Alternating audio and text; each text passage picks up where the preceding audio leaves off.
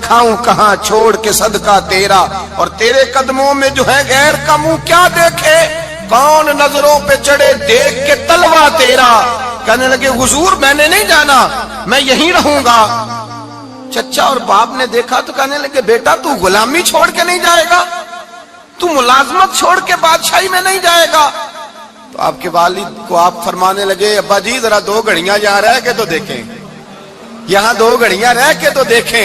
فرمایا یہاں ملازموں کا وہ اعزاز ہے جو شہزادوں کا ہوا کرتا ہے، یہاں خادموں کی وہ عزت ہے۔ اور پتہ پھر ان کو مقام کیا ملا، یہ واحد شعبیاں جن کا نام اللہ نے قرآن پاک میں بیان فرمایا ہے، نام اللہ نے قرآن مجید میں بیان فرمایا۔ حضور کا اپنے غلاموں کے ساتھ جو تعلق تھا، اپنے ملازموں کے ساتھ جو رشتہ تھا، بڑا آدمی آتا ہے نا، بڑا آدمی تو لوگوں کی سانس سوکھ جاتے ہیں، اٹھ کے ملتے ہیں، بڑا کچھ کرتے ہیں۔ مزدور آتا ہے تو لوگ اوے کہہ کے پکارتے ہیں، ان کو خبر ہی نہیں کہ اس شخص کا اعزاز کتنا ہے۔ حضرت انس بن مالک رضی اللہ تعالیٰ عنہ فرماتے ہیں میں چھوٹا سا تھا، میری اماں مجھے حضور کے گھر چھوڑ گئی، میں نے 10 سال نوکری کی نبی پاک کی۔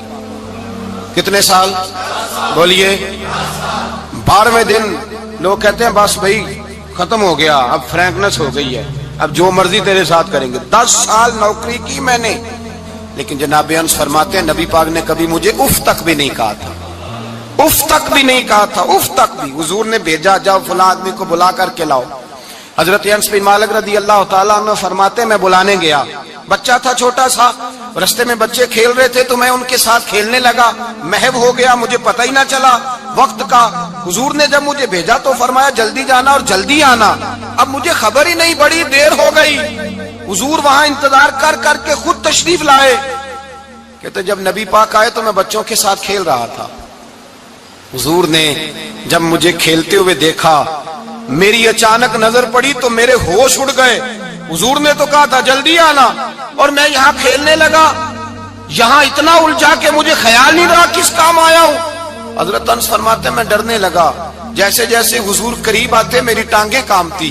فرماتے ہیں جب نبی پاک قریب آئے تو قربان جاؤں معصوم آمنہ کے، فرماتے ہیں حضور نے میری گردن پہ تھپکی دی اور حضور نے ہنس کے فرمایا او بھائی لگتا ہے تو کھیل میں گم ہوا ہے تو تجھے یاد ہی نہیں رہا میں نے کس کام بھیجا تھا، تجھے یاد ہی نہیں رہا۔ کہ یا رسول اللہ صلی اللہ علیہ وسلم میں بھول گیا تھا، میں ابھی جاتا ہوں۔ کیا انداز ہے، کیا شفقت ہے، کیا رنگ ہے۔ حضور میں ابھی گیا اور ابھی آیا۔ نبی پاک نے فرمایا نہیں یار تو کھیل میں خود ہی چلا جاتا، تو کھیل یہاں میں خود جاتا۔ یہ اعزاز، یہ فضیلت، یہ درجہ کس نے ذروں کو اٹھایا اور صحرا کر دیا، یہ کس نے قطروں کو ملایا اور دریا کر دیا، یہ کس کی حکمت نے یتیموں کو کیا در یتیم اور غلاموں کو دنیا بھر کا مولا کر دیا، یہ کس نے اتنا۔ میرے بھائی مزدور کو حضور نے اعزاز دیا، نبی پاک اپنے ہاتھ سے کام کرنے والے کے ساتھ اس نے سلوک کرتے، محبت کرتے، پیار کرتے۔ ایک بوڑھی اماں تھی جو مسجد میں جھاڑو دینے کی مزدوری کرتی تھی۔ کیا کام کرتی تھی؟ دعا کریں اللہ ہم سب کو مسجد کی صفائی کی توفیق عطا فرمائے۔ بوڑھی اماں تھی، مسجد کی صفائی کرتی تھی، نوکری کرتی تھی، بیمار ہو گئی، بخاری شریف میں موجود ہے۔ اللہ کے محبوب صلی اللہ علیہ وسلم روز تیمارداری کرنے جاتے، ایک وقت ایسا آیا کہ دن میں 2 مرتبہ حضور تیمارداری کرنے جاتے۔ ایک شام نبی پاک نے فرمایا اس کا انتقال ہو جائے تو مجھے اطلاع کرنا۔ صحابہ کہتے ہیں رات کے وقت ان کا انتقال ہوا، ٹھنڈ کا موسم تھا، ہم نے حضور کو تکلیف دینا مناسب نہ سمجھا، ہم نے دفن کر دیا۔ سویرے اللہ کے حبیب نے پوچھا تم نے مجھے اطلاع کیوں نہیں دی؟ حضور سردی بڑی تھی۔ کون جاتا ہے مزدوروں کے جنازوں میں؟ کون جاتا ہے مزدوروں کے جنازے میں؟ یہاں تو اب جنازے بھی سیاسی ہو گئے ہیں، اب تو کوئی بہت بڑا امیر آدمی فوت ہو جائے تو وہاں رش ہوتا ہے، وہاں رش ہوتا ہے، غریبوں کا تو جنازہ بھی کوئی نہیں پڑتا۔ حضرت جناب سیدنا ابو ہریرہ رضی اللہ تعالیٰ عنہ فرماتے ہیں حضور نے فرمایا مجھے اطلاع کیوں نہیں دی؟ تمہیں اس کے اعزاز کا نہیں پتا؟ وہ مزدور تھی مسجد میں جھاڑو دیتی تھی، تم نے خبر ہی نہیں دی؟ حضور وصال ہو گیا، فرمایا چلو مجھے بتاؤ قبر کہاں ہے۔ حضور سارا کچھ جانتے ہیں لیکن یہ ساری تمہید اس لیے بیان کی کہ ایک مزدور کی شان واضح ہو جائے۔ فرمایا بتاؤ قبر کہاں ہے؟ صحابہ کہتے ہیں ہم قبر پہ لے گئے تو میرے نبی نے فرمایا صفے بناؤ میں دوبارہ جنازہ پڑھاؤں گا۔ میں دوبارہ جنازہ نہیں ہو سکتا، اس وقت ہو سکتا ہے جب وارث نے نہ پڑھاؤ، پھر دوسرا جنازہ جائز ہے۔ وارث نہ پڑھے تو اس سے پہلے 20 جنازے بھی ہو جائیں تو جب وارث پڑھ لے پھر دوسرا جنازہ نہیں ہو سکتا. حضور نے دوسرا جنازہ اس لیے پڑھا ہے کہ حضور اپنی ساری امت کے وارث ہیں. نبی پاک ساری امت کے وارث ہیں. فرمایا پر بناؤ صفے، میں جنازہ پڑھاتا ہوں. مزدور کو اعزاز دیا، پیار کیا. حضرت عبد الرحمن ابن عوف رضی اللہ تعالیٰ عنہ فرماتے ہیں ایک دن میرا دل کیا تھا کہ میں غریب ہو جاؤں. کیا ہو جاؤں؟ آپ اپنے لیے دعا نہ کریں لیکن حضرت عبد الرحمن ابن عوف کے الفاظ تو دہرائیں. وہ کیا کہہ رہے ہیں کہ میرا دل کرتا تھا میں اللہ. ایک دن میرا، بڑے امیر آدمی تھے نا صحابہ میں سب سے زیادہ امیر، فرمانے لگے ایک دن میرا دل کیا میں غریب ہو جاؤں، غربت پسند کر لوں. اصل میں غریب کو اپنی شان کا نہیں نہ پتا. اسے جس دن پتہ چل گیا کہ میں غریب کی عظمت کتنی ہے، غریب ہر وقت اپنے آپ کو کوستا ہی رہتا ہے. اور میں اکثر کہتا ہوں کہ یہ بڑے کا قصور نہیں کہ اس نے تجھے چھوٹا جانا ہے، یہ تیرا قصور ہے. تو احساس کمتری میں کیوں مبتلا ہوا؟ تو نے اپنے آپ کو چھوٹا کیوں جانا؟ تو نے اپنے آپ کو کمزور کیوں سمجھا؟ تو نے کیوں سمجھا کہ میں مزدور ہوں تو میری عزت ہی کوئی نہیں، میرا مقام کوئی نہیں؟ کیوں تو نے ایسا سمجھا اپنے لیے؟ حضرت عبد الرحمن میرے بھائی یاد رکھیں، جب غریب کو پتا چلے میری شان کیا ہے، میرے نبی پاک نے فرمایا میں غریبوں کے بیچ آیا ہوں، میں غریبوں میں رہا ہوں، میرے دائیں بائیں غریب رہتے ہیں، اور قیامت کے دن جب میں جنت میں جاؤں گا تو میرے آگے پیچھے غریب لوگ ہی ہوں گے. میں غریبوں کے ساتھ مل کے جنت میں جاؤں گا. حضرت عبد الرحمن ابن عوف کہتے ہیں ایک دن میرا بھی دل کیا تھا. یہ سب سے امیر تھے صحابہ میں، اور حضور نے فرمایا تو پکا جنتی ہے پر سب سے آخر میں جنت میں جائے گا، اس لیے کہ جتنا مال ہے اتنا حساب بھی تو دینا ہے نا، پکے. حضرت عبد الرحمن ابن عوف کہتے ہیں ایک دیہڑے دل کیا تھا کہ میں ماڑا ہوتا، میں غریب ہوتا، میں غریب ہوتا. یہ دل کیا میرا. کہا کس طرح؟ فرمانے لگے ایک مزدور صحابی تھے حضرت سعد انصاری نام تھا، وہ حضور سے ملنے آئے. جب انہوں نے ہاتھ ملایا نا نبی پاک سے تو حضور نے ان کا ہاتھ تھام لیا. غریبوں کمال کر دی میرے مصطفیٰ کریم نے. نبی پاک نے ہاتھ تھاما، حضور نے ہاتھ، آپ کو اس بات کی لذت نہیں آئی شاید، نبی پاک نے ہاتھ تھاما مزدور کا. مزدور کہتا میں نے چھڑانا چاہا تو حضور نے پکڑ لیا دبا کے، اور جب تھام لیا تو میں ٹھہر گیا، میں اپنی قسمت پہ ناز کرنے لگا. حضور نے میرا ہاتھ کھولا. کہتے ہیں ہاتھ پہ چھالے تھے، جگہ جگہ چھالے بنے ہوئے تھے. تو نبی کریم صلی اللہ تعالی علیہ وآلہ وسلم نے ہاتھ کھول کے فرمایا سعد یہ کیا ہوا؟ عرض کی حضور غریب ہوں، بوڑھے ماں باپ ہیں، چھوٹے چھوٹے بچے ہیں، بہن بھائیوں کے حقوق ہیں، بیوی کے منہ میں حلال کا لقمہ دینا ہوتا ہے. یا رسول اللہ پھاوڑا لے کے، کئی لے کے، کدال لے کے، بیلچا لے کے مزدوری کرتا ہوں، میدان میں نکلتا ہوں، صبح سے گیا تھا اب آیا ہوں، ہاتھوں میں نشان پڑ گئے ہیں. حضرت عبد الرحمن ابن عوف فرماتے ہیں جس کے قدم چومنے کو دنیا ترسے، اس رسول نے سر مبارک جھکایا اور غریب کے ہاتھ کو چوم لیا. نبی پاک نے بوسہ دیا اور پھر فرمایا کیا؟ فرمایا یہ وہ ہاتھ ہیں جن سے خدا بھی پیار کرتا ہے، محمد مصطفیٰ بھی محبت فرماتے ہیں. نبی رحمت علیہ السلام نے فرمایا یہ تیرا وہ ہاتھ ہے جس سے اللہ بھی پیار کرتا ہے اور اللہ کا. تو مزدور کو پھر ناز کرنا چاہیے کہ پریشان رہنا چاہیے؟ بولے نا، مزدور کو ناز کرنا چاہیے نا، اس کو اپنا ہاتھ کھول کھول کے دیکھنا چاہیے اور اسے کہنا چاہیے اللہ نے مجھے وہ ہاتھ عطا فرمایا جس سے رب بھی پیار کرتا ہے، مصطفیٰ بھی پیار کرتے ہیں. اسے تو اعزاز سمجھنا چاہیے، فضیلت جاننی چاہیے، اسے تو ناز کرنا چاہیے. اللہ تبارک و تعالیٰ نے مجھے یہ اعزاز دیا ہے. کسان جو کھیتوں میں مزدوری کر رہا ہے، وہ مزدور جو کسی فیکٹری میں گیا ہے، رزق حلال کی تلاش میں نکلا ہے، اسے تو میرے بھائی ناز کرنا چاہیے، اسے تو خوش ہونا چاہیے کہ اللہ نے مجھے یہ فضیلت دی. ترستے ہوئے غریب، جان بوجھ کے اپنے آپ کو پریشان رکھتے ہوئے لوگ اگر جان جائیں کہ فضیلت کیا ہے، عظمت کیا ہے، اور پھر غلام کے ساتھ سلوک کیا کرنا ہے. ایک یہودی کا بیٹا نبی پاک کی خدمت کرتا تھا اکثر. یہودی کا بچہ، وہ بیمار ہو گیا، روز آتا تھا، چھوٹے موٹے کام کرتا تھا، بیمار ہو گیا. حضور نے فرمایا چلو تیمارداری کرنے چلتے ہیں. کس کی؟ جی غلام کی، نوکر کی.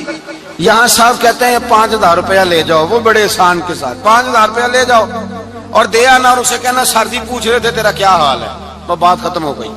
حضور بنفس نفیس گئے اور غریب کا گھر تھا.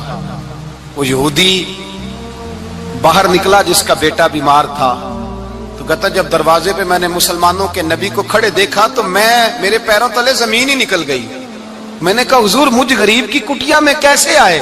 پر میں تجھے پتا ہے نا تیرا بچہ میری نوکری کرتا تھا یا کبھی مار ہو گیا میں تیمارداری کرنے آیا. وہ یہودی کہتا مجھے خیال یقین ہی نہ آئے کہ میرے گھر میں حضور تو امیر حرم میں غریب بے نوا تو کجا من کجا میرے گھر میں حضور آئے. کہتے کہاں ہے ہمارا پیارا؟ حضور وہ لیٹا ہوا ہے.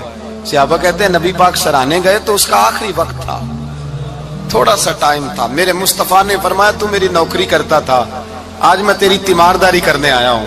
غلاموں سنو, جو رسول اللہ کی نوکری کرے آخری وقت آئے تو اللہ کے رسول پہنچ جایا کرتے ہیں, حضور پہنچ جایا کرتے ہیں. نجم کی ہے خدا آرزو ہے یہی, عاشق زار کی آبرو ہے یہی, موت کے وقت سر ان کے قدموں میں ہو, دید ہوتی رہے دم نکلتا رہے. حضور پہنچ جاتے ہیں. نبی پاک تشریف لائے, بیٹھے سرانے. حضور نے جب اپنا برف سے ٹھنڈا اور کستوری سے زیادہ خوشبو والا ہاتھ اس کے بالوں میں پھیرا, آنکھیں کھولی, حضور نے فرمایا چل کلمہ پڑھ جا, چل میرا کلمہ پڑھ جا. ساری دنیا در رسول پہ آ کے کلمہ پڑھے اور حضور اسے کلمہ پڑھانے گھر تشریف لے گئے. یہ ایک مزدور کو, ایک محنت کرنے والے کو اعزاز دیا. گھر گئے, کلمہ پڑھ لے. اس نے اپنے والد کی طرف دیکھا اور والدہ کی طرف دیکھا, ماں باپ یہودی ہیں, رونے لگے. کہنے لگے بیٹا یہ ہم سے زیادہ بڑھ کر تیرے حق میں خیر خواہ ہے, جیسے کہتے ہیں کر لے. اس نے کلمہ پڑھا اور حضور کی گود میں لوٹ پوٹ ہونے لگا. کلمہ پڑھا, روح پرواز کر گئی. شارحین کہتے ہیں جب نبی پاک وہاں سے نکلے تو حضور نے فرمایا اٹھاؤ اس کی میت کو. ماں باپ کہنے لگے کہاں لے جانا ہے؟ فرمایا ہم اپنے طریقے کے مطابق غسل کفن کریں گے, اس لیے کہ جو کلمہ پڑھ جائے پھر وہ میرا ہو جایا کرتا ہے, میرا ہو جایا کرتا ہے. بھائی یاد رکھیں, مزدور کو حضرت ربیعہ بن کعب فرماتے ہیں میں حضور کو وضو کراتا تھا, رات کا وضو میری ذمہ داری تھی, صرف ایک وضو رات کا. ہمارے ہاں تو 25 سال مزدور مزدوری کر کے چلا جاتا ہے, پر وہ مزدور ہی رہتا ہے, وہ مزدور ہے, اس کا کوئی اعزاز نہیں, کوئی اس کے لیے وہ کہتے ہیں اب بابا جی آپ کو کھانسی زیادہ آتی ہے, اپنے بیٹے کو لگا دیں, کسی اور کی ڈیوٹی لگا دیں, اب آپ کام نہیں کر سکتے. 25 سال نوکری کی, ملا کیا؟ حضرت ربیعہ کہتے ہیں میں وضو کراتا تھا رات کا.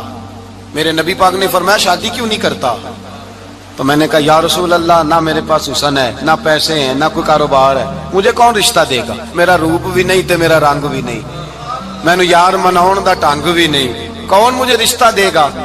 کہتے ہیں حضور خاموش ہو گئے. دوسرا دن آیا تو میں وضو کرانے پہنچا تو نبی پاک نے فرمایا شادی کیوں نہیں کرتا؟ کہتے ہیں میں نے کہا حضور کون رشتہ دے گا؟ وہی 3 باتیں دہرائیں, نہ پیسے ہیں, نہ حسن ہے, نہ کوئی کاروبار ہے, نہ مکان ہے. فرمایا حضور نے تیسرے دن پھر کہا. جب دوسرا دن ہوا نا تو حضور نے کہا, حضور خاموش ہوئے میرے جواب پر. میں نے کہا یار کتنا بیوقوف ہوں, حضور روز پوچھتے ہیں اور میں جواب ہی نہیں دیتا. کہتے ہیں تیسرے دن میں نے ارادہ کیا آج نبی پاک پوچھیں گے تو میں کہوں گا حضور جیسے دل کرتا ویسے ہی کرا دیں. کہتے ہیں تیسرے دن میں گیا, سارا وضو کرا لیا, پر نبی پاک نے پوچھا ہی نہیں. میں ارادہ کر کے گیا تھا کہ آج پوچھیں گے تو بتا دوں گا, حضور نے پوچھا ہی نہیں. فرماتے ہیں وضو مکمل ہو گیا, میں دروازے تک چلا گیا تو مصطفیٰ نے آواز دی. فرمایا واپس پلٹنا, میں پلٹا تو حضور نے فرمایا تو شادی کیوں نہیں کرتا؟ کہتے ہیں میں کھل کے مسکرایا. میں نے کہا محبوب تیرے کرم پہ قربان جاؤں, کیا انداز محبت ہے, حضور مہربانی کریں کرا دیں. فرمایا فلاں سردار کے پاس جا, ایک وضو کراتے ہیں, اور اعزاز حضور نے کتنا دیا, جا سردار کے پاس اور اسے جا کے کہہ کہ اللہ کے رسول فرماتے اپنی بیٹی کا نکاح تیرے ساتھ کر دے. فرماتے میں گیا, ماں باپ کو بڑی فکر ہوتی ہے بیٹیوں کی. وہ کہنے لگا میں شام کو خود نبی پاک کی بارگاہ میں آؤں گا. کہتے میں باہر نکلنے لگا تو وہ بچی پردے کی اوٹ سے بولی, کہنے لگی غلام ٹھہر جا, ابا جی آپ کو میری فکر ہے, اماں جی میری فکر ہے, میری فکر نہ کریں اور یہ نہ دیکھیں آیا کون ہے, یہ دیکھیں بھیجا کس نے ہے. آپ مجھے حوالے کریں نبی پاک کے, حضور کے حوالے کریں, اللہ رسول مجھے کبھی ضائع نہیں کریں گے. حضرت ربیعہ کہتے ہیں حضور نے میری شادی کا بندوبست کیا. حضرت بریدہ اسلمی سے کہا کہ تو اس کے لیے کھجور کی گٹھلی کے برابر سونا لا. حضرت حارثہ بن نعمان سے کہا تو اس کے لیے ایک کمرے کا حجرے کا بندوبست کر. حضرت عثمان غنی سے کہا تو نے ولیمہ کرانا اس کا؟ فرمایا میں تو تھوڑی نوکری کرتا تھا، مصطفیٰ نے ساری زندگی کا ہی بندوبست فرما دیا۔ یہ مزدور کے ساتھ حضور کا انداز ہے۔ پہلے میں نے شروع میں کہا کہ مزدور اس بات کو سمجھتا ہی نہیں کہ اس کا مقام کتنا، وہ اس بات کو جانتا ہی نہیں اللہ نے اسے اعزاز کتنا دیا ہے۔ ملت کا جوان سب سے پہلے تو کبھی کسی کی جیب کی طرف نہ دیکھے، اور یہ بات یاد رکھ لیں، درجنوں بزرگوں کے ارشادات کی روشنی میں ایک موٹی بات بیان کر رہا ہوں، توجہ ہے میری بات پر؟ جس کی توجہ دوسروں کی جیب پہ ہوتی ہے وہ رسوا ہو جاتا ہے۔ کاہل لوگ جو زندگی میں صرف ہاتھ پھیلانے کے عادی ہوتے ہیں، ان کے دامن میں سوائے رسوائی کے کچھ نہیں آتا، ان کے حصے میں سوائے بدنامی کے کچھ نہیں آتا، اور جو اپنی بازو کی قوت کے زور پر، اقبال کہتے ہیں اپنی دنیا آپ پیدا کر اگر زندوں میں ہے، سر آدم ہے ضمیر کن فکاں ہے زندگی، اپنے لیے خود جینا سیکھیں، ملت کے لیے کچھ کرنا سیکھیں۔ معاشرے کے اندر اس سے ادھار پکڑ کے اس کو دے دیا تو اس سے پکڑ کے اس کو دے دیا، 2 دن اس کے پاس چلے گئے لینے تو 4 دن اس کے پاس چلے گئے، کبھی کو دوست باہر سے آ گیا تو اس کے پیچھے بھاگنے لگے، چاپلوسی کرنے لگے، 2-4 جوڑوں کی خاطر، ایک موبائل کی خاطر، چھوڑیں اس دھندے سے باہر آئیں۔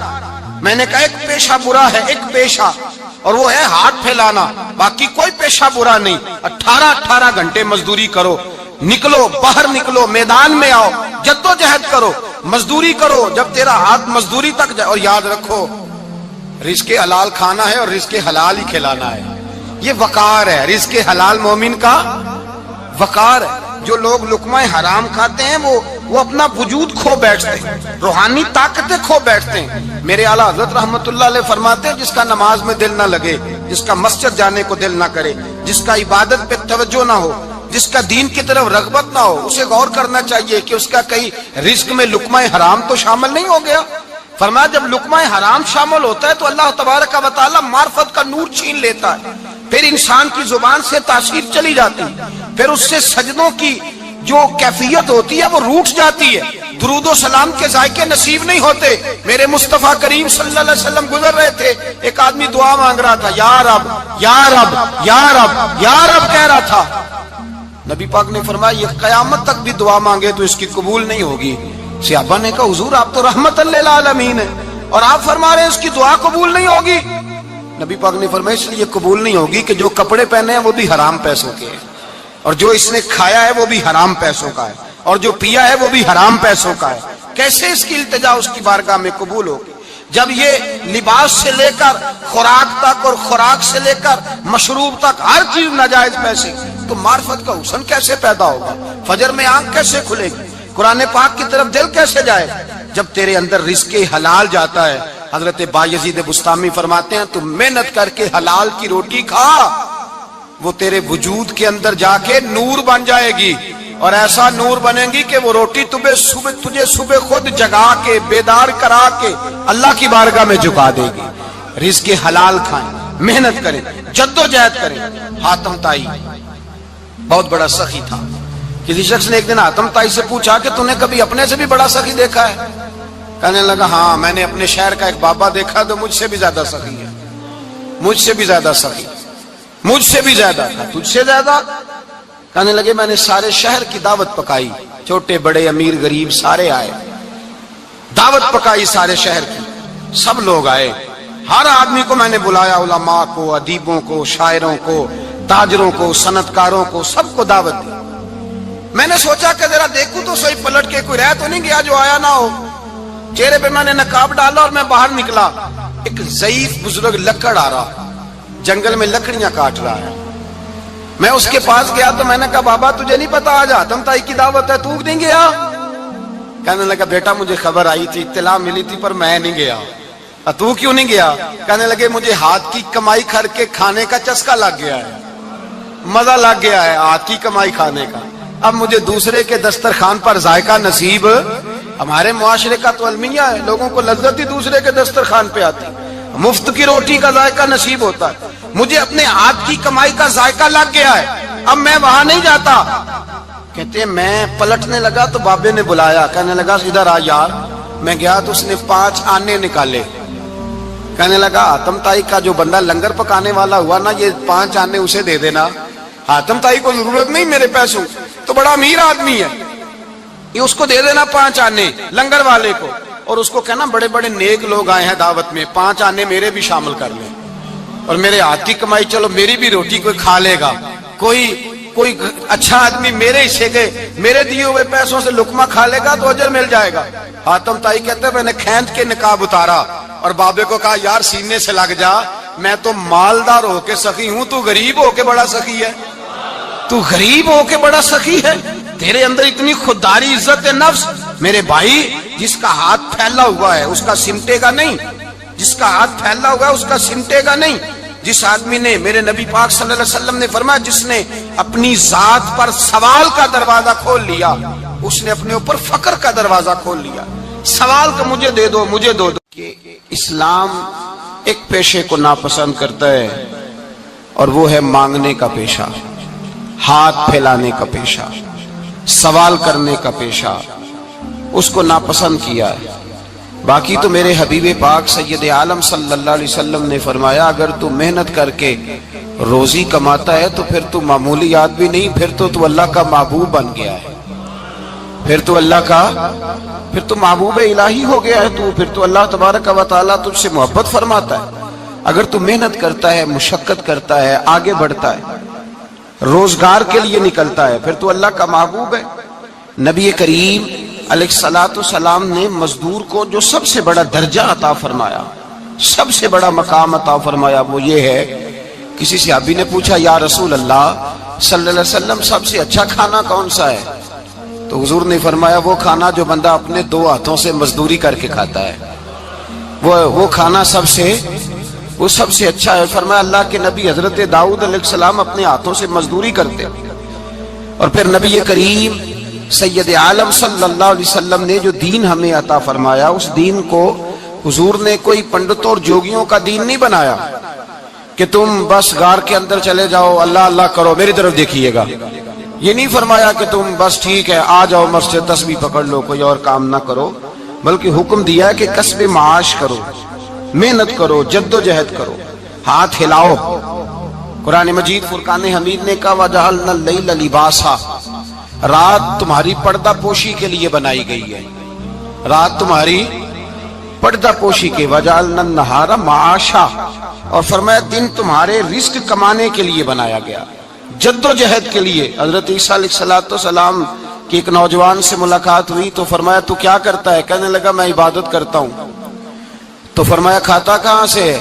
کہنے لگا میرا بھائی کمائی کرتا ہے تو وہ مجھے اس میں سے حصہ دیتا ہے۔ تو آپ فرمانے لگے پھر تو عبادت گزار نہیں، تیرا وہ بھائی تجھ سے زیادہ عبادت گزار ہے، جو تیرے لیے یہ بندوبست کرتا ہے، جو تجھے یہ جد و جہد کر کے دیتا ہے وہ تیرے لیے۔ حضرت عمر فاروق رضی اللہ تعالیٰ عنہ نے اپنے دور خلافت میں شوق دلایا صحابہ، محنت کرنے کا شوق۔ ہمارے معاشرے کے اندر لوگ دوسرے کی کمائی پر وقت گزارنا چاہتے ہیں، دوسرے کے مال پر نظر رکھتے ہیں، مجھے کچھ سسرال سے مل جائے، کچھ مجھے رشتہ داروں سے مل جائے، کچھ مجھے دوست احباب سے مل جائے، کچھ مجھے باقی جگہوں سے مل جائے۔ لوگ مختلف جگہوں پہ نظر رکھتے ہیں اور مختلف ہیلوں اور بہانوں کے ساتھ دوسرے کا مال ہڑپ کرنے کی کوشش کرتے ہیں۔ میرے حبیب کریم علیہ السلام نے توجہ دلائی صحابہ کو، مزاج عطا فرمایا۔ نبی پاک صلی اللہ تعالی علیہ وآلہ وسلم نے ارشاد فرمایا، حضرت عمر کی بات کر رہا تھا پہلے اس کو مکمل کروں، جناب عمر فاروق رضی اللہ تعالیٰ عنہ نے شوق دلایا صحابہ کو۔ تو ایک دن آپ گزر رہے تھے تو ایک صحابی وہ درخت لگا رہے تھے، اپنے ہاتھ سے درخت لگا رہے تھے۔ تو حضرت عمر فاروق رضی اللہ تعالیٰ عنہ نے دیکھا تو دیکھ کر فرمانے لگے تجھے مبارک ہو، تجھے فرمایا اللہ تبارک و تعالیٰ تیری عزت بھی بڑھا دے گا اور تیری محتاجی بھی دور فرما دے گا، اس لیے کہ تو محنت کر رہا ہے، تو جد و جہد کر رہا ہے، تو اپنے ہاتھ سے کوشش کر رہا ہے، اللہ تبارک و تعالیٰ تیرا رزق بھی بڑھا دے گا اور اللہ تیری عزت میں بھی اضافہ کرے گا۔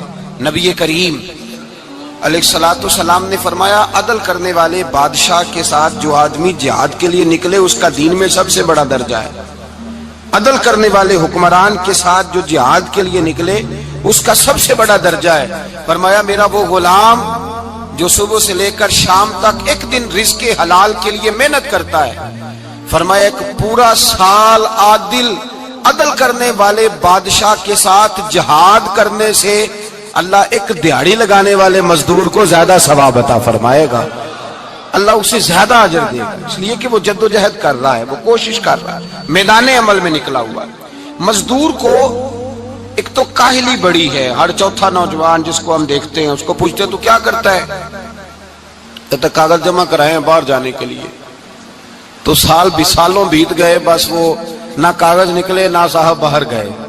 بھائی کوئی کام کر لیں تو کہتے ہیں میرے ابا جی کو 2-4 کروڑ روپیہ دے دیں گے تو کچھ کر لیں گے، اگر نہ دیا تو پھر دیکھیں گے دائیں بائیں۔ اور اس ظلم نے، اس زیادتی نے گناہ کے دروازے کھولے ہیں، لالچ کے دروازے کھولے ہیں، قتل کے دروازے کھولے ہیں۔ اس گناہ نے رشتے ناتے توڑ ڈالے، لوگ کسی کی ذات سے تو پیار کر ہی نہیں رہے، جیب سے محبت ہو رہی ہے۔ لوگ دیکھتے ہیں کہ کون سا ایسا طریقہ اختیار کروں کہ بغیر کمائی کے میرے ہاتھ پیسے آئیں۔ اور خدا کے بندو یاد رکھو، اللہ تبارک و تعالیٰ فرماتا ہے دنیا تجھے کیا دے سکتی ہے، لوگ تو محتاج ہیں، تو محنت کر اور توجہ میری بارگاہ کی طرف رکھ۔ حضرت عمر فاروق فرماتے ہیں مصطفیٰ کریم صلی اللہ علیہ وسلم نے فرمایا جو توجہ اللہ کی جانب رکھے اور کوشش کے لیے نکل کھڑا ہو، اس طرح پرندہ سویرے بھوکا جاتا ہے شام کو پیٹ بھر کے آتا ہے، اللہ اس بندے کو بھی پیٹ بھر کے روزی عطا فرمائے گا۔ حضرت حسن بصری رحمت اللہ علیہ تشریف فرما تھے تو ایک نوجوان آیا، اس نوجوان نے کہا حضرت آج کے بعد میں نے فکر نہیں کرنی کام کاج کی، میں نے نہیں کوئی بھی توجہ کرنی کمانا کیسے ہے کھانا کیسے ہے، میری فکریں دور ہو گئیں۔ فرمایا کیا ہوا؟ کہنے لگا میں آج جنگل میں مزدوری ڈھونڈنے گیا تھا تو میں نے ایک عجیب انداز دیکھا ہے، ایک شیر نے شکار کیا، اس نے کچھ خود کھایا، کچھ اس نے بانٹا، کچھ تھوڑا سا شکار لے کے وہ گیا۔ پہاڑ کی چوٹی پر ایک لومڑی بیٹھی تھی، وہ لومڑی دونوں ٹانگوں سے معذور بھی تھی، آنکھوں سے اندھی بھی تھی۔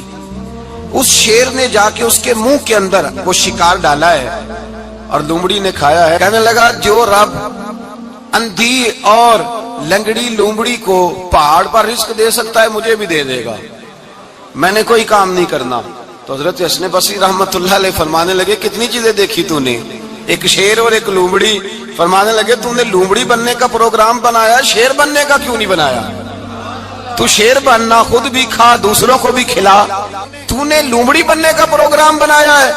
مزدوروں کوئی حضرت حسن بصری فرما رہے ہیں کہ مزدور لومڑی نہیں ہوتا، مزدور تو شیر ہوتا ہے، مزدور تو یہ تو شیر ہوتا ہے، شیر۔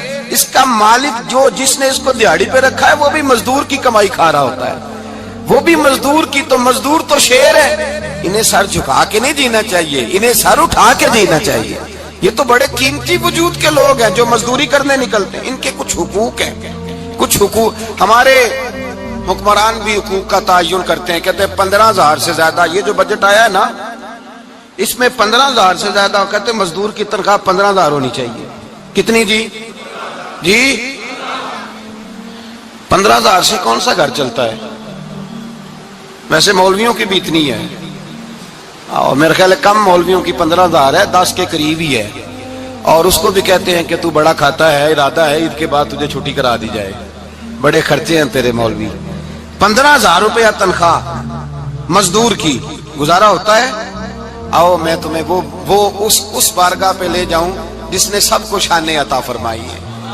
حضرت ابوبکر صدیق رضی اللہ تعالیٰ عنہ خلیفۃ المسلمین بنے، خلیفہ بنے تو سویرے جس رات خلیفہ بنے سویرے سر پہ ٹوکری رکھی، منڈی کی طرف جا رہے ہیں۔ حضرت عمر فاروق رضی اللہ تعالیٰ عنہ مولا علی شیر خدا کو کسی نے بتایا کہ وہ تمہارا خلیفہ تو جا رہا ہے مزدوری کرنے، وہ تو جا رہا ہے کمائی کرنے۔ حضرت علی شیر خدا مولا کائنات جناب فاروق اعظم دونوں نے رستے میں روکا کہ ابو بکر کہاں جا رہے ہو؟ فرمانے لگے کام کرنے جا رہا ہوں، مزدوری کروں گا، منڈی میں جاؤں گا، تجارت کرتا تھا اس کو جاری رکھوں گا، بچوں کا پیٹ بھی تو پالنا ہے۔ اب تمہاری حکومت کے پیچھے بچے تو نہیں نا بھوکے مروا لینے، میں نے کچھ کرنا تو ہے۔ حضرت عمر کہنے لگے چلا آ کے بیٹھ، ہم صحابہ کو اکٹھا کرتے ہیں اور مال غنیمت سے تیرا وظیفہ لگاتے ہیں، آپ کو وظیفہ ملے گا ماہانہ، تو آپ بیٹھ کر کے مسجد میں تو ڈیوٹی کریں۔ بیٹھ گئے، مشاورت ہوئی تو حضرت ابوبکر صدیق رضی اللہ تعالیٰ عنہ سے پوچھنے لگے جناب بتلائیے آپ کا کتنا وظیفہ لگایا جائے؟ تو ابو بکر صدیق فرمانے لگے اتنا لگا دو جتنی ایک مزدور کی تنخواہ ہوتی ہے. تو ایک صحابی بول کے بڑے میٹھے اور دھیمے لہجے میں کہنے لگے ابو بکر اگر تیرا گزارا نہ ہوا تو ابو بکر صدیق فرمانے لگے اگر میرا گزارا نہ ہوا تو میں مزدوروں کی تنخواہوں میں اضافہ کر دوں گا.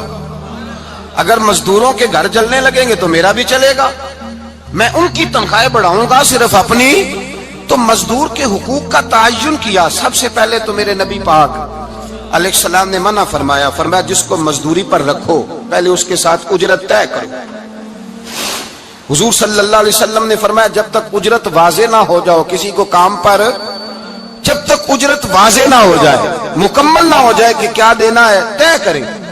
کیا لوگے جو جناب دے دیں گے لے لوں گا، شریعت اس کو پسند نہیں کرتی، محبوب نہیں رکھتی.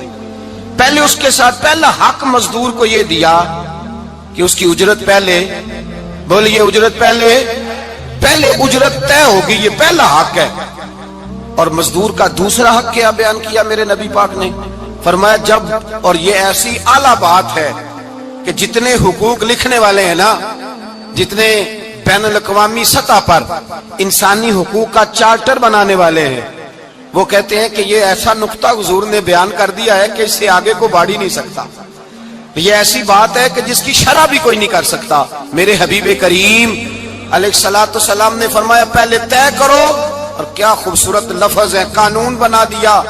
فرمایا جب مزدور مزدوری کر لے تو اس کا پسینہ خشک ہونے سے پہلے اسے ادا کر دینا. اس کا پسینہ خشک ہونے سے پہلے اسے اس کی مزدوری دے دو. بیچارے نے محنت کی ہے، اپنے گھر جائے.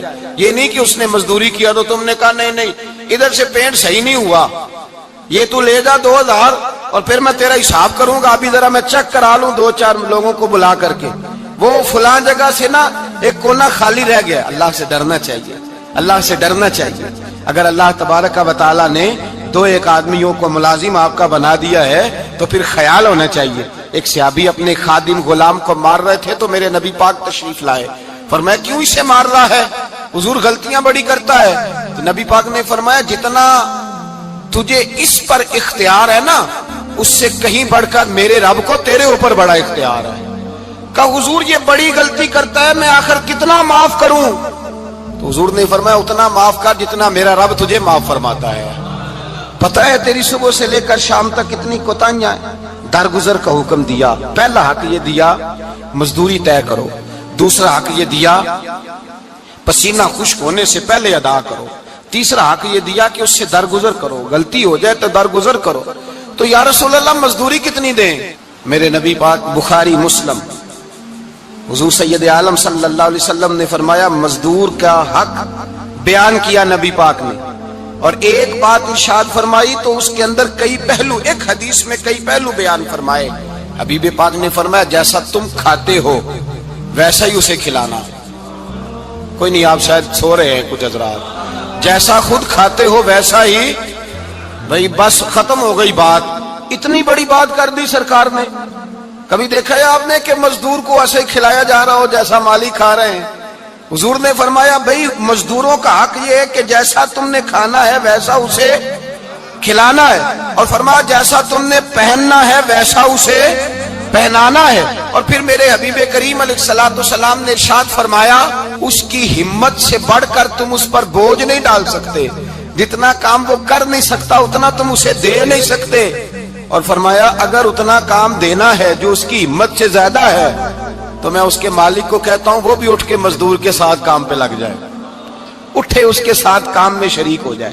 مزدوری کا بھی تعین فرمایا، اور پھر اس کو کام کس مقدار کا دینا ہے، مزدور کو کس قدر زیادہ اس پر بوجھ ڈالا جائے گا، یہ بھی مصطفیٰ کریم نے بیان فرمایا. فرمایا جو لا یکلف اللہ نفسا الا وسعها، اللہ بھی تم پر وہ بوجھ نہیں ڈالتا جو تم اٹھا نہیں سکتے. تو کسی مزدور کو تم ایسا کام نہیں بتاؤ گے.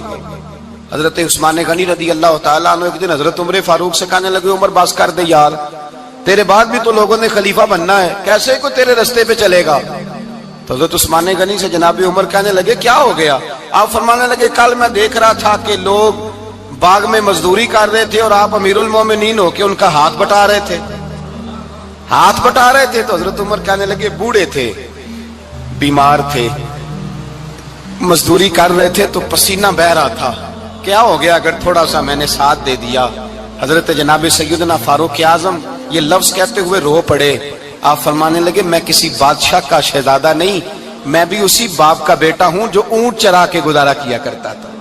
मैंने आगे बढ़ के लोग हैसियत भूल जाते हैं, अपनी हैसियत भूल जाते हैं। अल्लाह तबारक व तआला जब कुछ अता करता है, उनका रवैया अपने मातहतों के साथ इतना सख्त और जाबिराना आमिराना हो जाता है, इस कदर ज्यादा उनके लबो लहजे में कड़वाहट आ जाती है, इस कदर ज्यादा उनकी तबीयतों के अंदर सख्ती और गुरूर भर जाता है कि वो एहसास ही नहीं करते कि जो सामने बैठा है वो बड़ा एक दुखी इंसान है और वो तकलीफ में है, वो आजमाइश में अपने आप को मुब्तला समझ रहा है। हजरत अबू ज़र गिफारी रदी अल्लाह ताला अन्हु फरमाते हैं, मैं अपने मातहतों के हक में बड़ा सख्त था, सख्त थी मेरी तबीयत, मेरे गुलामों की जुर्रत ही नहीं थी कि वो मेरे सामने गुफ्तगू कर सकें और ठहर भी सकें।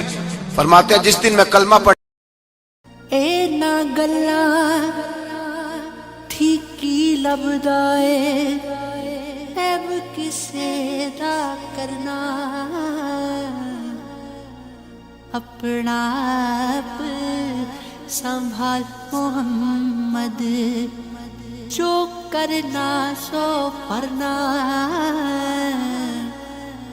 अपना आप संभाल मोहम्मद जो करना सो परना बस करनिया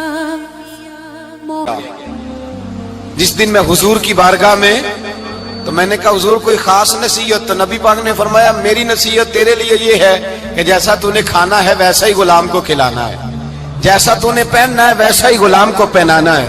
हजरत अबू ज़र कहते हैं, जो मेरे अंदर कमी थी वही मेरे नबी ने नसीहत कर दी, जो मेरे अंदर कोताही थी वही गैब जानने वाले रसूल ने बतला दी। फरमाते मैं घर गया, जब मैं जाता था तो मुलाजमों का सांस खुश्क हो जाता था, वो कांपने हाँपने लगते थे कि जाने अब ये क्या करेगा। हजरत अबू ज़र गिफारी फरमाते मैं गया, एक शख्स से मैंने कहा खाना पकाओ, खाना पकाया, दस्तरखान पे लगाया और अपने सारे मुलाजमों को कहा आओ यार मेरे साथ बैठ के रोटी खाओ, आओ सारे मेरे साथ बैठ के खाना खाओ। फरमाते उन्होंने खाना खाया, फिर मैं उनको बाजार ले गया, जैसे कपड़े मैं पहनता था वैसे मैंने उनके लिए भी खरीदे।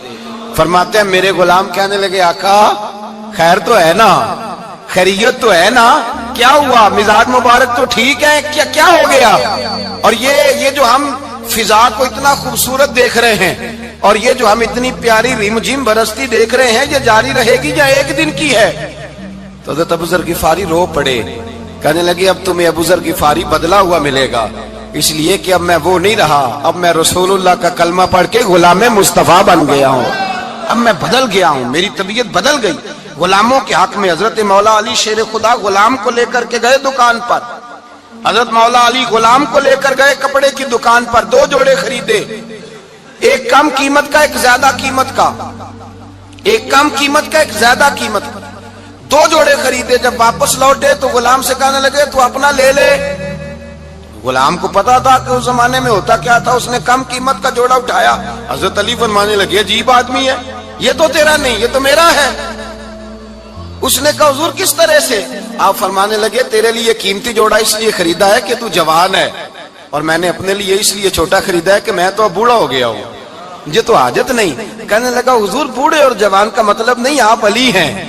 मन कुन्तु मौला वहाज़ा अलीयुल अली मौला, अली मौला, आप चूंकि मौला अली हैं और आप अमीरुल मोमिनीन हैं, लिहाजा आपने तख्त पर बैठना है, आपने सल्तनत को चलाना है, आप पहनिए। तो हजरत अली फरमाने लगे तू मेरा गुलाम बना है ना, तूने अभी मेरे नबी का दीदार नहीं ना किया, तू बाद में आया है ना, अगर तू उस दौर में होता तो जान जाता कि ये अमल मेरा है, पर इसके पीछे जो नसीहत के फूल है वो मुस्तफा के अता फरमाए हुए। तो भाई याद रखें, नबी करीम सैयद आलम सल्लल्लाहु ताला अलैहि वसल्लम ने तायुन फरमाया मजदूर के हुकूक का, तायुन किया। हजरत हकीम बिन हिजाम कहते हैं मैं हुजूर की बारगाह में बैठा था तो नबी पाक सल्लल्लाहु अलैहि वसल्लम से मैंने कहा या रसूल अल्लाह आपको कौन सा आदमी पसंद है, कौन सा मेहनत करने वाला पसंद है। तो हुजूर ने फरमाया जिसके दोनों हाथ काम करें, दोनों पैर चलें और उसकी पेशानी पर पसीना आए, वो बंदा मुझे बड़ा अच्छा लगता है। जिसकी پسینہ آئے. آج لوگ مزدوری نہیں کرتے, دائیں بائیں دیکھتے ہیں. لوگ اپنے اندر وہ توانائی, وہ غیرت, وہ خودداری پیدا نہیں کرتے. بھائی گردن کو جھکا دیتا ہے خیرات کا پتھر, جہاں میں مانگنے والوں کے سر کبھی اونچے نہیں ہوتے. اور ایک بار کہنے لگے غیرت ہے بڑی چیز جہاں نے تگ و دو میں, پہناتی ہے یہ فقر کو تاج سردارا. اپنے اندر یہ توانائی پیدا کرنی چاہیے, یہ کوشش کرنی چاہیے. میرے نبی کریم صلی اللہ علیہ وسلم نے فرمایا تمہارے بعض گناہ ایسے ہیں جو صرف تم مزدوری کرنے جاؤ گے تو اللہ تمہاری مزدوری کی وجہ سے ہی تمہارے گناہ معاف فرما دے گا. اللہ تمہاری محنت اور کوشش کے سبب سے تمہاری ان غلطیوں سے درگزر فرمائے گا. حبیب کریم سید عالم صلی اللہ علیہ وسلم نے فرمایا مزدور جب قیامت کے دن آئے گا, بھئی عالم تو آیا, صوفی تو آیا, درویش تو آیا, صحابہ تو آئے, ان کا آنا تو شفاعت کے لیے شمار کیا گیا. میرے مصطفیٰ نے فرمایا جب مزدور آئے گا, مزدور کی سب سے بڑی غلطی یہ ہے کہ مزدور اپنے آپ کو نیچ سمجھتا ہے. مزدور کی سب سے بڑی غلطی یہ ہے کہ یہ اپنے آپ کو چھوٹا سمجھتا ہے. اس کی زیادتی یہ ہے کہ یہ اپنی سوچ کو بڑا نہیں کرتا. یہ سمجھتا ہے نہیں کہ بھئی میں تو دو ہاتھوں کی محنت کی کمائی کھاتا ہوں, یہ آرزو کرم اور میں آپ سے کروں, یہ بھیک اس کو دیجئے جس کا خدا نہ ہو. مزدور کی زیادتی یہ ہے کہ یہ اپنے آپ کو چھوٹا جانتا ہے. میرے مصطفیٰ نے فرمایا جب مزدور محنت کرنے والا قیامت کے دن آئے گا تو اس کا چہرہ اس طرح چمکے گا جس طرح 14ویں کا چاند چمکا کرتا ہے. اس قدر اس کا چہرہ چمکے گا جب آئے گا وہ صبح قیامت. میرے بھائیوں مزدور ایک عظیم شخصیت کا نام ہے. محنت کرنا, اپنے دونوں ہاتھوں سے مشقت کرنا, جدوجہد کرنا. مجھے کئی سارے لوگ, میں جب ملک کے مختلف گوشوں میں جاتا ہوں تو کئی سارے لوگ کہتے ہیں آپ کے ابا جی کا مزار کدھر ہے, آپ کس مزار کے سجادہ نشین ہیں؟ تو میں ان سے کہتا ہوں میں سجادہ نشین نہیں, میں تو کسان کا بیٹا ہوں. اور میں اس شخص کا بیٹا ہوں جو رات کو 2 بجے اٹھ کے بھی گھر سے نکلتے تھے 2 نفل پڑھ کے. تو ہم پوچھتے تھے کہ اماں جی ابا جی کہاں گئے, تو کہتے تھے چند کھیتوں کو پانی لگانا تھا, اور رات کو رخصت ہو گئے. فخر کی بات ہے, یہ اعزاز کی بات ہے, یہ اعزاز کی بات ہے. ہم نے ساری زندگی ان کے ہاتھ پہ چھالے دیکھے, لیکن بات لفظ زبان پر یہی دیکھی کہ بیٹا عزت والا وہی ہوتا ہے جو اپنے ہاتھوں سے محنت کر کے روزی کھایا کرتا ہے. بھائی یاد رکھیں یہ اعزاز کی بات ہے. اعزاز, مزدور کا بیٹا فخر کرے, کسان کا بیٹا ناز کرے. وہ جو آدمی سویرے جاتا ہے ویلڈنگ کا پلانٹ لے کے کام کرنے, اس کا بیٹا ناز کرے. وہ جس کا باپ پھاوڑا چلاتا ہے, چھینی چلاتا ہے, تھوڑا چلاتا ہے, وہ ناز کرے. اور مزار صرف ان لوگوں کے نہیں ہوتے جو اللہ اللہ کرتے ہیں, ہو کرتے ہیں, وہ تو قابل اعزاز ہے اللہ کے بندے, ان کے بھی مزار ہوتے ہیں. مزار وہ بھی ہوتا ہے جس کو میرے مصطفیٰ نے فرمایا القاسب حبیب اللہ, جو محنت کرتا تھا, ہاتھوں سے جدوجہد کرتا تھا, وہ بھی تو اللہ کا دوست ہے نا, اس کا بھی تو مزار ہے نا, اس کی بھی تو قبر پر انوار ہے جو اللہ کا محبوب ہو کے گیا. تو بھائی اپنا اعزاز جانے سمجھے اس بات کو. میرے مصطفیٰ کریم صلی اللہ علیہ وسلم مزدور کو عزت دیتے, وقار دیتے, اور جو حضور کے گھر میں خادم ہوتے ان کی ناز برداری کرتے. ہمارے گھر میں جو بی بی برتن دھوتی ہے وہ ہمارے ساتھ بیٹھ کے روٹی نہیں کھا سکتی, اس کو یہ اجازت نہیں ہوتی. ہمارا جو مزدور ہوتا ہے نا, ایک صاحب کہنے لگے یہ بچہ میرے پاس کام کرتا ہے, اس کے ابا جی بھی کرتے تھے. تو میں نے کہا اس کا مطلب یہ ہے کہ تم نے آگے نہیں بڑھنے دیا, تم نے کہا مزدور ہی رہنا ساری زندگی, یہی رہنا میرے پاس, آگے نہ بڑھنا. میرے مصطفیٰ کریم سید عالم صلی اللہ علیہ وسلم کے پاس جو لوگ کام کرتے تھے, محنت کرتے تھے, مشقت کرتے تھے. ہمارا ملازم ڈرتا ہے, کامتا ہے, وہ بات کرتا ہے تو صاحب جی کہتے کہتے زبان تھکتی ہے, 100 دفعہ موڈ کو دیکھتا ہے, گالیاں کھاتا ہے بیچارہ, اس کی عزت نفس کو اچھالا جاتا ہے, اس کو رسوا کیا جاتا ہے, اور وہ بیچارہ رات کو رضائی میں منہ دے کے روتا ہے کہ یار میرے نصیب صرف اس لیے کمزور ہیں کہ میں غریب کے گھر میں پیدا ہوا ہوں. ہم احساس نہیں کرتے, اور مزدور کو کبھی موقع مل جائے جان چھوٹنے کا تو بھاگ جاتا ہے. ہمارا کردار اور اخلاق ایسا نہیں ہوتا. حضرت زید بن حارثہ رسول اللہ کے غلام تھے, نبی پاک کے گھر میں جھاڑو دیتے تھے, برتن مانجتے تھے. یہ بچپن میں اپنے قبیلے سے گم ہو گئے تھے, کسی نے اغوا کر کے لا کر کے بیچ دیا, گم ہو گئے تھے. حضور کی بارگاہ عالی مرتبت میں لائے گئے. حضرت زید بن حارثہ سارا دن کام کاج کرتے. کوئی آدمی آیا ان کے علاقے کا, مکہ مکرمہ, ان کو پہچان کر واپس گیا ان کے قبیلے میں, اور جا کے بتلایا کہ تمہارا بیٹا تو محمد ابن عبداللہ صلی اللہ علیہ وسلم کے پاس. اس وقت حضور نے بھی اعلان نبوت نہیں فرمایا تھا. ان کے والد حارثہ چچا لینے آئے اور نبی پاک کے پاس آئے تو 2 تھیلیاں اشرفیوں کی بھر کے لائے. کہنے لگے حضور یہ پیسے لے لیں, 2 تھیلیوں میں پیسے ڈالیں, دینار ہے درہم ہے, حضور لے لیں, ہمارا بیٹا دے دیں. نبی پاک صلی اللہ علیہ وسلم نے فرمایا تمہیں غلطی لگ گئی ہے, پیسے پیچھے ہٹاؤ, میں زید کو بلاتا ہوں, میں زید کو, ادھر دیکھیے گا, میں زید کو, میں اسے بلاتا ہوں, اگر وہ جانا چاہے تمہارے ساتھ تو مجھے اعتراض نہیں لے جانا. چچا اور باپ کہنے لگے آپ عجیب بات کرتے ہیں, وہ غلامی چھوڑ کے نہیں جائے گا, آپ عجیب بات کرتے ہیں, وہ مزدوری چھوڑ کے بادشاہی اختیار نہیں کرے گا, ہم کھاتے پیتے لوگ ہیں, اس کی ماں ترس گئی ہے, اس کو ملنے کو بہنیں روتی ہیں, وہ جائے گا نہیں. میرے حبیب نے فرمایا تم نے ابھی یہ ذائقہ چکھا نہیں, تمہیں اس کا پتہ نہیں, تو میں بلاتا ہوں, اگر جانا چاہے تو پیسوں کی ضرورت نہیں, لے جانا. حضرت زید کو پیغام دیا, آئے, حضور نے فرمایا وہ تمہارے والد کھڑے ہیں, وہ چچا ہیں, لینے آئے ہیں. جناب زید گئے, باپ کے گلے سے لگے, بچھڑے ہوئے باپ بیٹا ایک دوسرے کو مل کے کھل کے روئے. کہا بیٹا تیری ماں کی آنکھیں پتھر ہو گئیں تیرا رستہ دیکھ کے, تیری بہنیں ترستی ہیں تیرے چہرے کے دیدار کو, بیٹا وہ گلیاں بھی روتی ہیں جن میں تو کھیلا کرتا تھا, پر اب فکر کی بات کوئی نہیں, اب کوئی پریشانی نہیں, میں پیسے لایا ہوں تجھے لے جاؤں گا. نبی پاک صلی اللہ علیہ وسلم نے دیکھا نا, جب باپ بیٹے کی گفتگو ہو گئی, آنسو بہ گئے, بوجھ ہلکے ہو گئے, تو میرے کریم نے فرمایا زید اگر تم چچا کے ساتھ والد کے ساتھ جانا چاہو تو میری طرف سے اجازت ہے, تم جا سکتے ہو.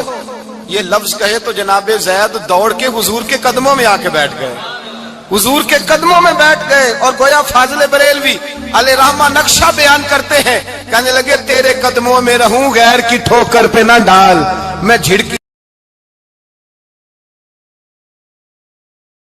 دنیا تے جو کم نہ آیا, دنیا تے جو کم نہ آیا,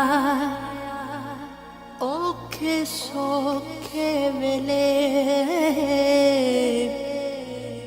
اس بے فیض سنگی کولوں ہسا بہتر یار اکیلے.